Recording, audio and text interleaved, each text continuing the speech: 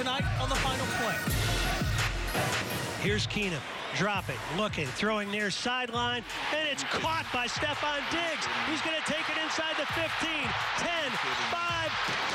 Touchdown on the final play of this game. Are you kidding me? Heartbreak halts the unlikeliest of comebacks in the unlikeliest of fashions. This will take a while to get over, but at some point it'll pass. It'll take a little bit of time. Yeah, it'll sting for a bit, especially as this season goes on here over the next few weeks. You know, feeling like, you know, that could be us. Maybe that should be us. I'm going to take it upon myself to do all that I can to never let that happen again. And, I mean, if it happens again, then I shouldn't be playing. But I'm going to take it upon myself to do all that I can to make sure nothing like this happens again to me.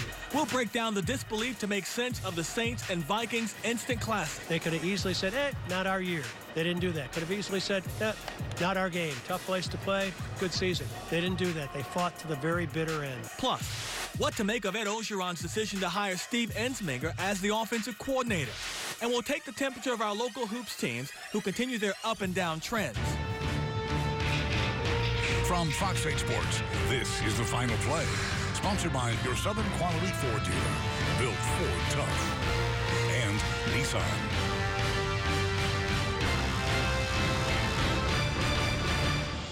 Welcome into the Final Play. I'm Juan Kincaid. One play is all the Saints needed to make in the end to move on to the NFC Championship game.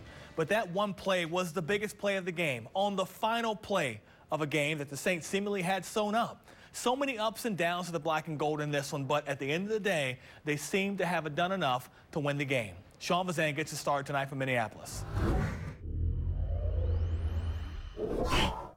There's simply no way to sugarcoat it. This one is going to sting for a while. Up 24-23, all the Saints needed was one tackle with 10 seconds left.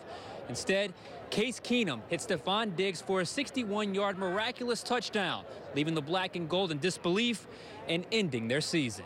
This will take a while to get over, but at some point it'll pass. It'll take a little bit of time. Listen, this is tough. You know, I think we're all still a bit shell-shocked as to what happened there at the end. You know, felt pretty good about, you know, our odds of winning once we were able to kick the field goal, and just unfortunate sequence of events there. Work so hard, you know. So when you work so hard for a goal, and you know it's right there, you come up short. You can't imagine anybody how they would feel. The final play halted what would have been one of the greatest comebacks in Saints history. The first half, they looked completely lost. Defensively, they were penalized often, while the ruckus Vikings crowd seemed to overwhelm the offense. Drew Brees was off target all half. He threw 2 interceptions and did not convert a third down. They went into the locker room down 17-0. We didn't get a whole lot of rhythm going in the first half. You know, they did a nice job. You know, the interception to Teddy probably just forced it there. Didn't really need to do that. The second one was just unfortunate. You know, you get a ball tipped at the line of scrimmage, and that's bad luck. You know, prior to that, you know, we score on a play, and I guess we didn't have a guy set, you know, which that's unfortunate too. But in the second half, things flipped. Brees suddenly found his rhythm and hit Mike Thomas for a touchdown. Then Marcus Williams picked off Case Keenum to set up a second Brees to Thomas touchdown connection. The Vikings then extended their lead to 20-14, but Brees kept dealing, and things got wild.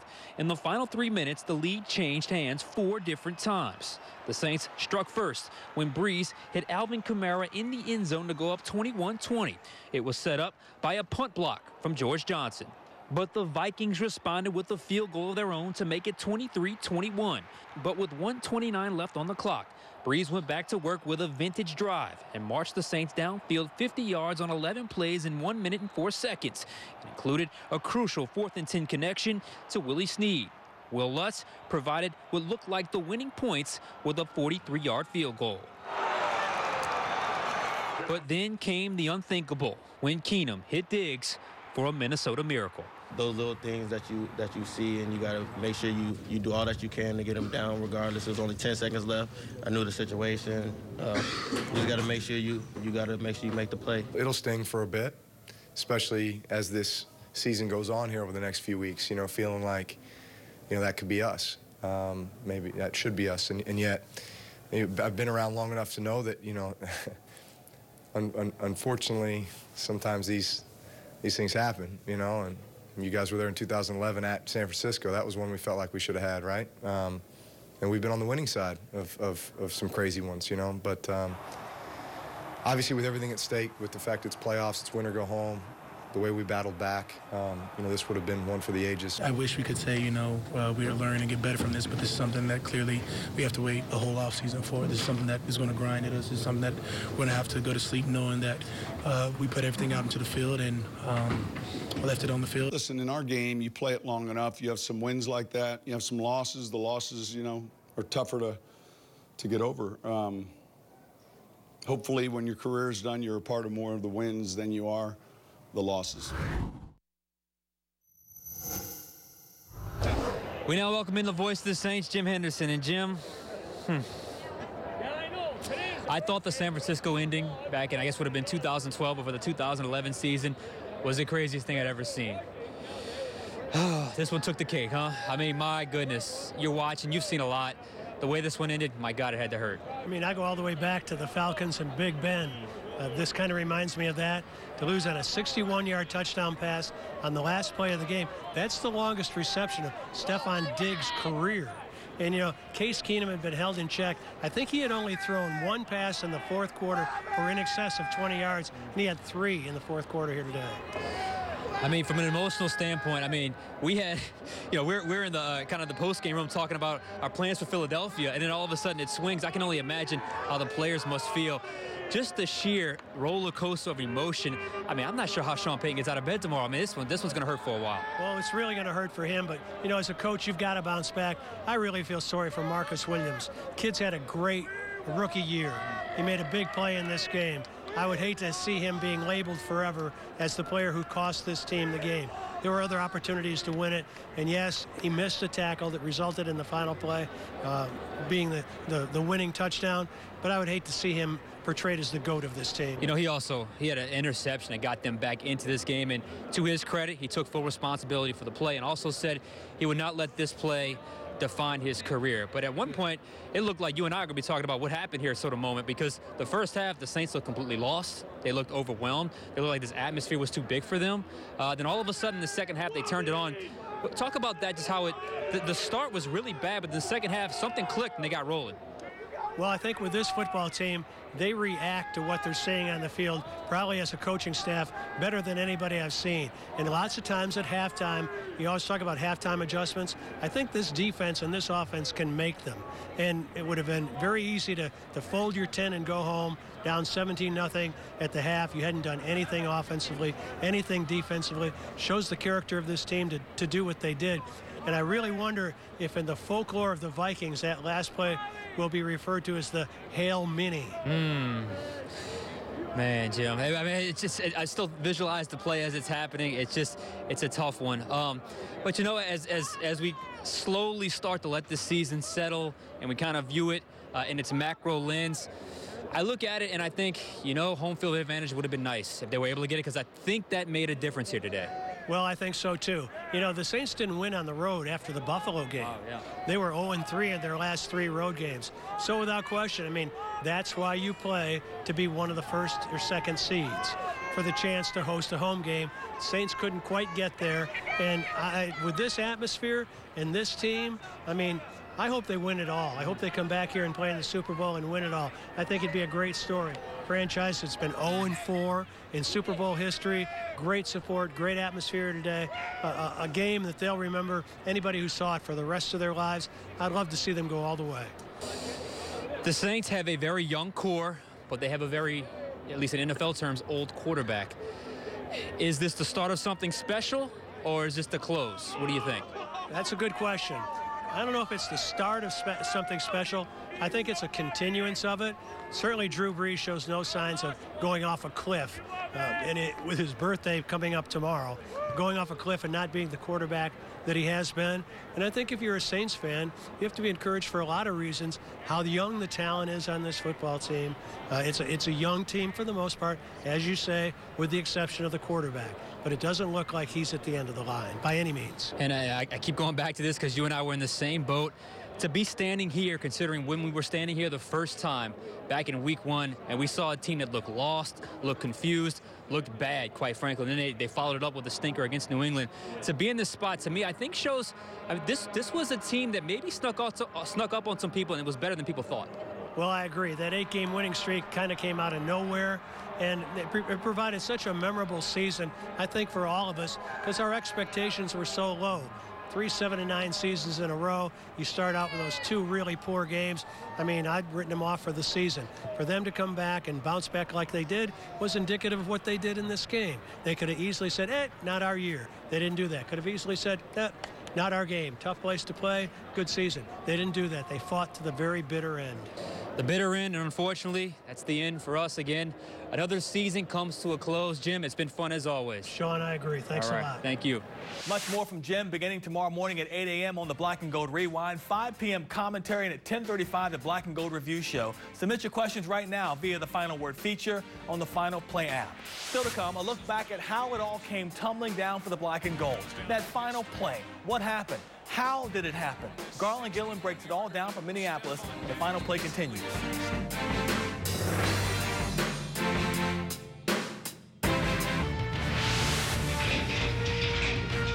You're watching The Final Play. Our final play catch of the week came in today's game, of course, and it came from Alvin Kamara as he found himself on the receiving end of this Drew Brees fourth-quarter touchdown pass that gave the Saints a late lead. Kamara hauled in this 14-yard pass that gave the Saints their first lead of the game at 21-20, and it is our final play catch of the week. Which takes us to the other catch that we have to talk about, the game-winning score by the Vikings, Case Keenum to Stephon Diggs, and the mistake made by rookie safety Marcus Williams on that play. Garland Gillen breaks down exactly what happened on the game's final play. 10 seconds left. 3rd and 10 at their own 39. The Vikings needed a miracle to beat the Black and Gold on this day. It's our outside zone. We're protecting the sidelines. Where you're anything inside and you're in a pretty good position where the game's over. So it's a situation that we practice quite a bit.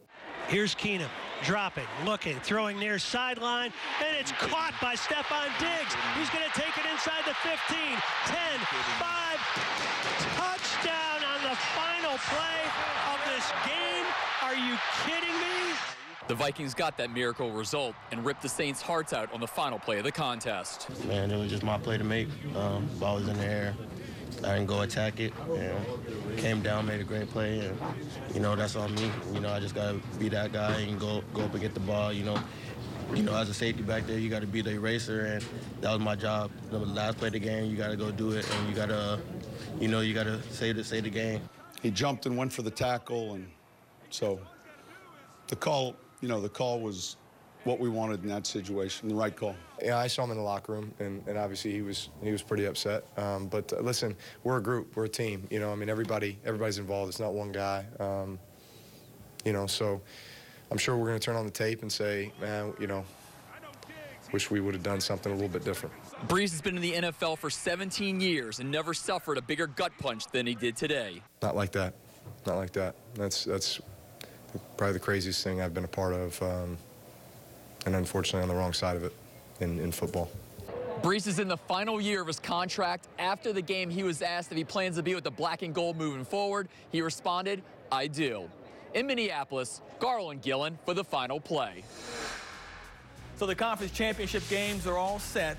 In the AFC, the surprising Jacksonville Jaguars will look for another upset as they hit the road to New England to face the Patriots. The Jags knocked off the Steelers in Pittsburgh today. And the Vikings will head to Philly to battle the Eagles. The games kick off on Sunday at 2:04 and 5:40, respectively. Coming up, with the promotion of Steve Ensminger back to offensive coordinator, did the LSU program take a step forward or back in their pursuit of a championship? We'll discuss when we come back.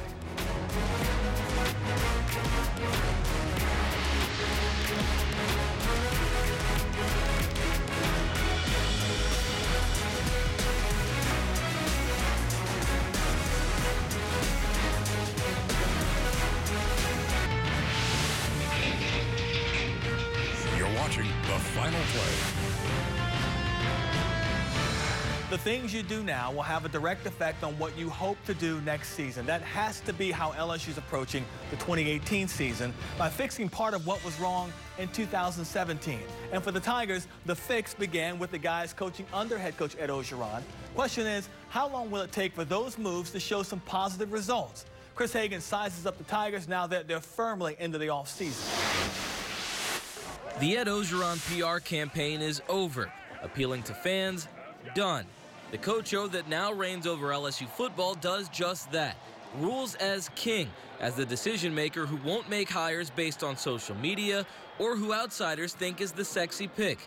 Orgeron says Steve Ensminger is the offensive coordinator to bring LSU to the next level, and this time, he didn't hesitate to make the hire. I remember my statement, I'm going to go out and find the best offensive coordinator in the country. And I did. I went out and I did all I could to do the things that I promised the fans. And all the while, I knew I had Steve Ensminger there, and he was a great coordinator. And things didn't work out, but we're moving on. And I said to myself, I had a chance.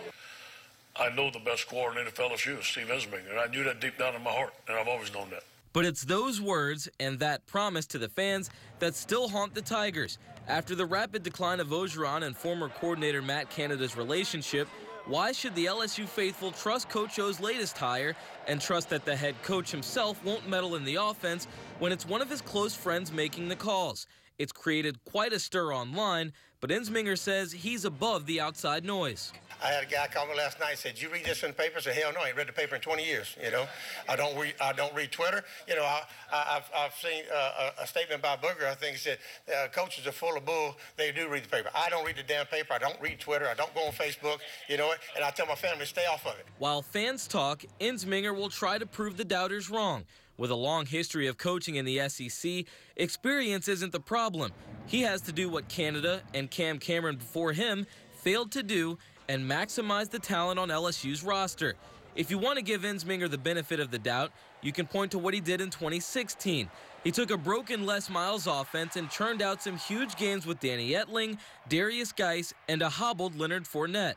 But now comes an even greater challenge, turning unproven quarterbacks into instant winners, replacing a record-breaking running back, and finding receivers to step up in place of DJ Chark and Russell Gage. Kudos to Ensminger for staring down the criticism and firing right back at it, but these days, there probably aren't many that envy being LSU and Ed Orgeron's offensive coordinator. First you heard him, now you see him. Chris Hagan with us here on the Final Play. Steve Ensminger back in the job, back in the saddle as offensive coordinator. Is that a good or a bad thing for this program? I think it's depending on how you look at it. I think it's bad in the sense that Ed Orgeron promised he would go out and find the best offensive coordinator available, and maybe Ensminger is, but that's not what the fans wanted to see, and Orgeron's PR campaign is clearly done because he's doing what he wants to do. Now, I'll say it's good because Ensminger's a guy who's loyal, which seems to be what Ed Orgeron values a lot, and he's a guy that's been around this Tigers team for a while. He's a guy that the players like, so I think he can get the most out of this team, but it's going to take a lot of work with what they have coming back. And Ensminger believes that his strength with this team right now is that he gets to pretty much install his own offense from start to finish here. And that's something he didn't get to work with in 2016 when he did put up some good numbers with a broken Les Miles and Cam Cameron offense. I think he's a guy that likes to have a more balanced offense but also put the ball in the air. That's what he talked about a little bit in this press conference. So I'd look for him to put a little bit more on his receivers, more on his quarterback, and again, being able to design his own offense, something he hasn't been able to do in quite a while since he was an offensive coordinator, is nothing but a good thing for him. It's what you said a minute ago about Ed Orgeron promising one thing, delivering another. He's the perfect politician for this football team because he promised the LSU fan base it was going to be different. It's going to go out and hire the best offensive coordinator, the best everything for this program, and yet you get a recycled guy inside of your program. So will fans be skeptical of him going forward? That hurts his reputation with them, doesn't it? It does, and they have the right to be a little bit skeptical, but I think Orgeron is now seeing that maybe it's not necessarily as easy as he maybe remembered it being when he was an interim at USC, or remembering that it's just as hard as it was than when he was at Ole Miss. He comes in, he makes all these promises, but you're not able to immediately deliver. The chemistry with Matt Canada obviously wasn't there by what seems like a pretty ugly separation at the end. So Orgeron's learning he needs to find his guy. Ensminger may not be the fans' guy, but it's his guy, and I think that's what Orgeron's going to gamble on if his job is going to be on the line. It's Chris Hagan from here at Fox 8. Appreciate you, Chris. Thanks a lot. Still to come here on the Final Play, we check in on the Pelicans, who had a Sunday afternoon tip-off in the Big Apple, and we'll head back on campus to look at the weeks had by both LSU and Tulane on the basketball courts.